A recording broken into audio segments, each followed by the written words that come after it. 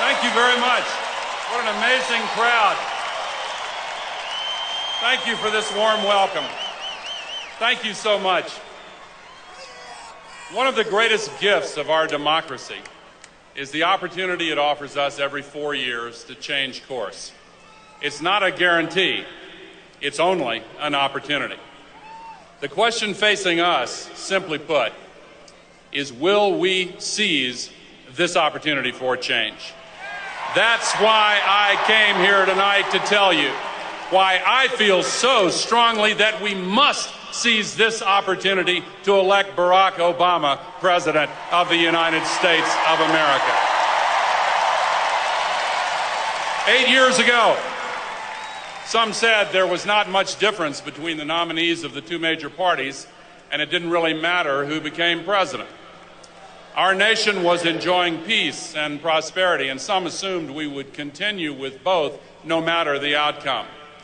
But here we all are in 2008, and I doubt anyone would argue now that election didn't matter. Take it from me. If it had ended differently, we would not be bogged down in Iraq. We would have pursued bin Laden until we captured him. We wouldn't be facing a self-inflicted economic crisis. We'd be fighting for middle-income families. We would not be showing contempt for the Constitution. We'd be protecting the rights of every American, regardless of race, religion, disability, gender, or sexual orientation. And we would not be denying the climate crisis. We'd be solving the climate crisis. Today, we face essentially the same choice we faced in 2000, though it may be even more obvious now, because John McCain, a man who has earned our respect on many levels, is now openly endorsing the policies of the Bush-Cheney White House and promising to actually continue them. The same policies, those policies, all over again. Hey, I believe in recycling, but that's ridiculous.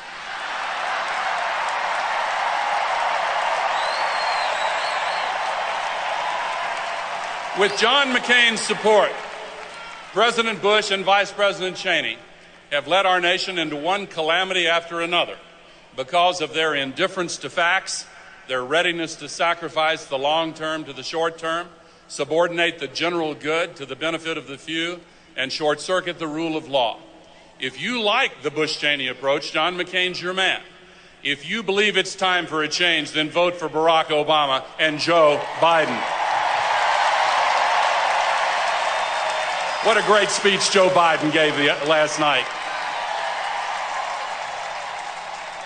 Barack Obama is telling us exactly what he will do.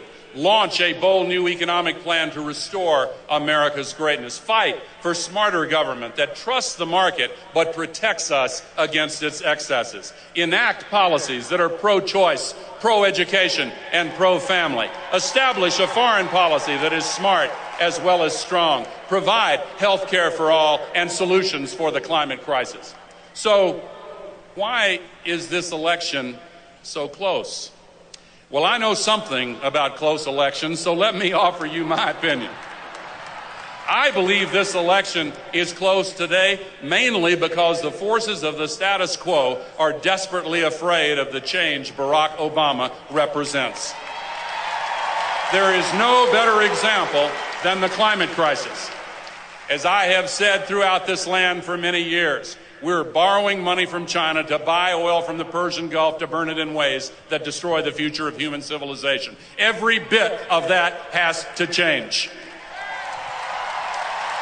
Oil company profits, as you know, have soared to record levels, and gasoline prices have gone through the roof, and we are more dependent than ever on dirty and dangerous fossil fuels. Many scientists predict shockingly that the entire North Polar ice cap may be completely gone during summer months during the first term of the next president. Sea levels are rising, fires are raging, storms are stronger. Military experts warn us our national security is threatened by massive waves of climate refugees, destabilizing countries around the world. And scientists tell us the very web of life is endangered by unprecedented extinctions.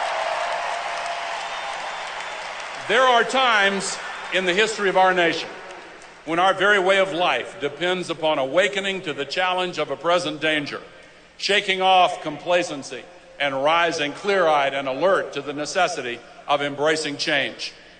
A century and a half ago, when America faced our greatest trial, the end of one era gave way to the birth of another. The candidate who emerged victorious in that election is now regarded by most historians as our greatest president.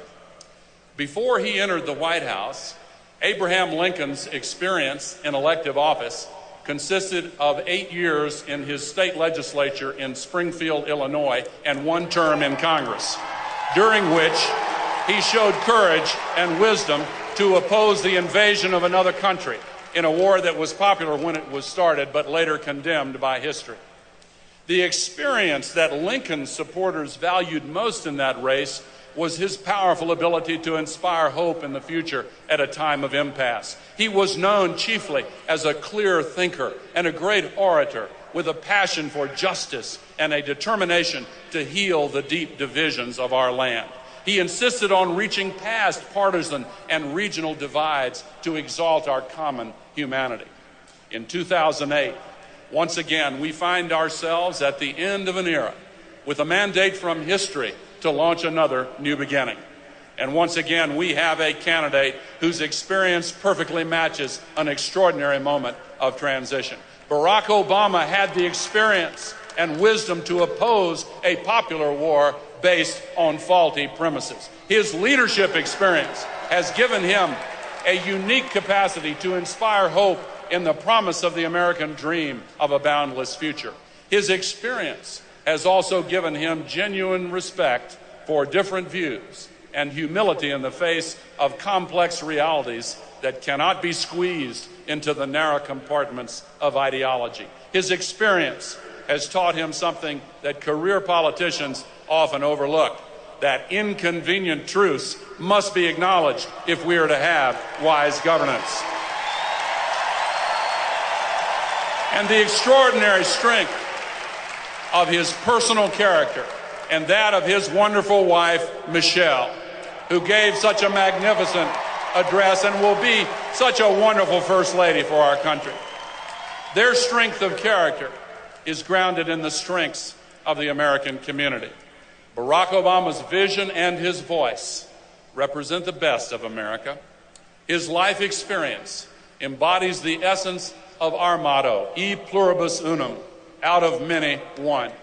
That is the linking identity at the other end of all the hyphens that pervade our modern political culture. It is that common American identity which Barack Obama exemplifies heart and soul, that enables us as Americans to speak with moral authority to all of the peoples of the world, to inspire hope that we as human beings can transcend our limitations to redeem the promise of human freedom. Late this evening, our convention will end with a benediction. As we bow in reverence, remember the words of the old proverb, when you pray, move your feet. And then let us leave here tonight and take that message of hope from Denver to every corner of our land and do everything we can to serve our nation, our world, and our children and their future by electing Barack Obama, President of the United States of America.